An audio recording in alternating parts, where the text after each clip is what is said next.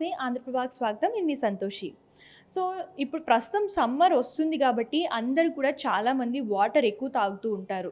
So normal water కాకుండా cool water ఎక్కువ తాగడానికి ప్రిఫర్ చేస్తూ ఉంటారు. ఈ కూల్ వాటర్ తాగడం వల్ల ఆరోగ్యానికి చాలా నష్టాలు వస్తాయని చెప్పేసి నిపుణులు అయితే చెప్తున్నారు. సో ఈ కూల్ వాటర్ వల్ల ఎలాంటి ప్రాబ్లమ్స్ వస్తాయి ఇవన్నీ కూడా మనం చూద్దాం.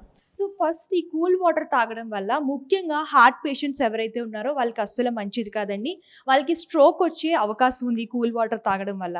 అలాగే నార్మల్‌గా ఎక్కువ కూల్ వాటర్ తాగడం వల్ల సో కోల్డ్ గానివ్వండి అండ్ మీరు చూసుకున్నట్లయితే ఇన్ఫెక్షన్స్ వచ్చే అవకాశాలున్నాయి. కోల్డ్, ఫీవర్, హెడ్‌ఏక్ ఇవన్నీ కూడా కూలింగ్ వాటర్ తాగడం వల్లే వస్తాయి. అలాగే కూలింగ్ వాటర్ తాగడం వల్ల డైజెస్టివ్ సిస్టమ్ అనేది డిస్టర్బ్ అవుతుంది. వాంతులు, అలాగే గ్యాస్ట్రిక్ ప్రాబ్లమ్స్ ఇవన్నీ కూడా వస్తూ ఉంటాయన్నమాట. కానీ సమ్మర్‌లో ఎక్కువ వాటర్ తాగుతూ ఉంటారు. సో వాటర్‌లో ఎక్కువ కూల్ అనేది ప్రిఫర్ చేస్తుంటారు. జ్యూసెస్ కానివ్వండి, అలాగే వాటర్‌లో కూడా కూలింగ్ వాటర్ అనేది ఎక్కువ తాగుతూ ఉంటారు. సో యాక్చువల్‌గా మనం సమ్మర్‌లో నార్మల్ రూమ్ టెంపరేచర్ వాటర్ తాగితేనే మంచిది. కూలింగ్ వాటర్ తాగితే అసలు మంచిది కాదు.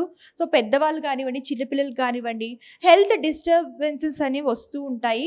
సో ముఖ్యంగా సమ్మర్‌లో ఎక్కువ శరీరాన్ని చల్లదనం వచ్చేటివి అంటే మజ్జిగ కానివ్వండి, అలాగే కొబ్బరి నీళ్ళు కానివ్వండి, అలాగే నిమ్మకాయ రసం కానివ్వండి, ఇలాంటివి నార్మల్‌గా రూమ్ టెంపరేచర్ ఉన్న వాటర్‌తో గనక మీరు తీసుకుంటే సో మంచి హెల్త్ బెనిఫిట్స్ ఉంటాయి. అలాగే మన బాడీలో వాటర్ లెవెల్ కూడా మెయింటైన్ చేస్తూ ఉంటుందన్నమాట.